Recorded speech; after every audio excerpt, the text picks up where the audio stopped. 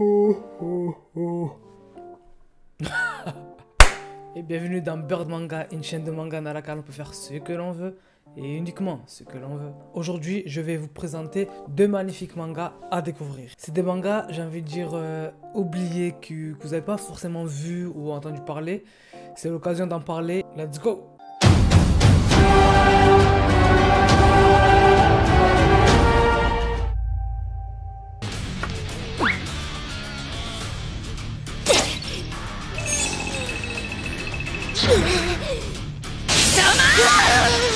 Je vous présente Magi, écrit et dessiné par Otaka Shinobu. Il est prépublié en juin 2019 et fini en octobre 2017 dans le magazine Weekly Shonen Sunday de l'éditeur Shogakukan et compile 37 tomes. Il est ensuite adapté en animé en 2012 par AM Pictures qui a fait Black Blutter et SAO et d'autres encore. L'anime compte 2 saisons dont un qui est à part. Première saison Magi The Labyrinth of Magic et deuxième saison The Kingdom of Magic.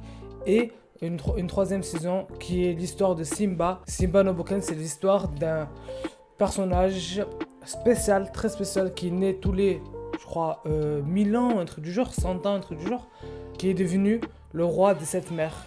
Et on voit comment il est devenu, quel est son parcours, ses difficultés. Et on peut le voir sur Netflix, allez le découvrir. Parlons de Magi. C'est l'histoire d'un petit garçon appelé Aladdin. Il a pour ami un djinn nommé Hugo. Il fait la rencontre d'Ali Baba et ils décident tous deux de partir à l'aventure. Il explore des labyrinthes peuplés de monstres.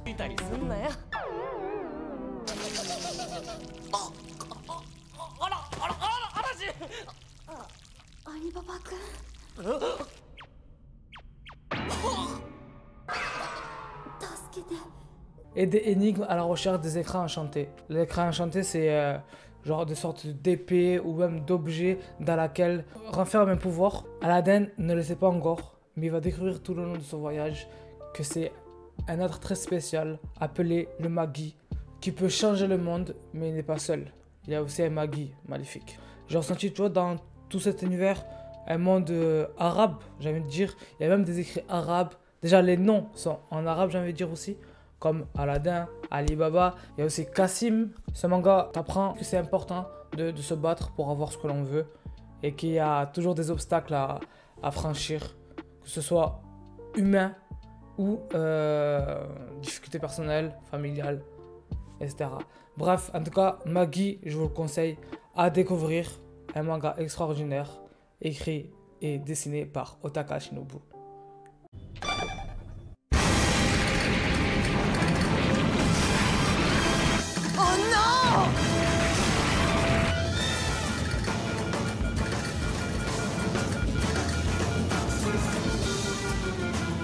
Pauvre Suzaku, mes mains sont sales depuis déjà longtemps.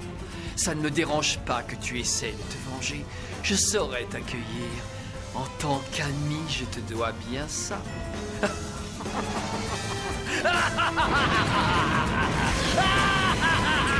Code Geass est sorti d'abord en animé le 5 octobre 2006. Il est écrit par le scénariste Ichiro Okushi et créé par le studio d'animation Sunrise. La réalisation est dirigée par Koro Taniguchi. Il compte 2 saisons, R1 et R2 pour la saison 2. Et du coup R1 pour la saison 1. 1, 2, 1, 1, 1. 1, 1. Il y a aussi 3 films récapitulatifs de la saison 1 et la saison 2 qui est sorti en 2017 et en 2018.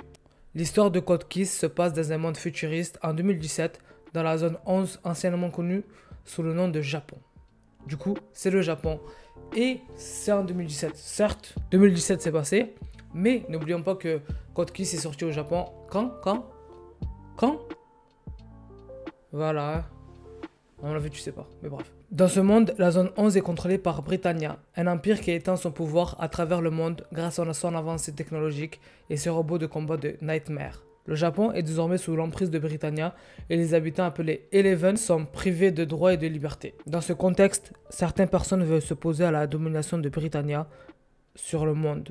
C'est le cas de Lelouch, Lampe Rouge. Je te le jure, Suzaku. Oui, j'en fais le serment. Je détruirai Britannia. Du coup, Lelouch, le héros de cet anime, est un étudiant qui se joue de noble se retrouve un jour impliqué dans le vol d'une arme chimique à l'apparence d'une fille. Malheureusement pour lui, les soldats de l'armée impériale le retrouvent, le prennent pour un terroriste et s'apprêtent à le tuer. Je rappelle que les terroristes pour eux, c'est les Eleven.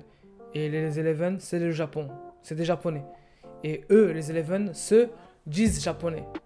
Mais ceux qui ont envahi le Japon disent eux que c'est des Eleven et c'est eux les méchants. Alors que non, c'est pas des terroristes, c'est des hommes qui veulent leurs droits et leur liberté. J'ai envie de dire comme nous en France. La fille s'interpose pour le sauver et lui lègue un pouvoir avant de mourir. C'est celui de contrôler les esprits des autres pendant une courte durée. Mais un tel pouvoir a des effets secondaires. Il va pourtant le mettre à profit et venger son pays, qui est le Japon. Je vous ordonne, misérable pantin, de mourir. Ce mec, c'est un fou. C'est intelligent. C'est un Shikamaru. C'est un L. C'est un Light. Elle est Light, c'est pareil. C'est bien de découvrir d'autres mangas qu'on n'a pas l'habitude de voir. Merci d'avoir regardé cette vidéo. J'espère que vous allez voir ces deux mangas qui sont magnifiques et qui t'apprennent plein de choses. Il y en aura d'autres, ça c'est sûr et certain.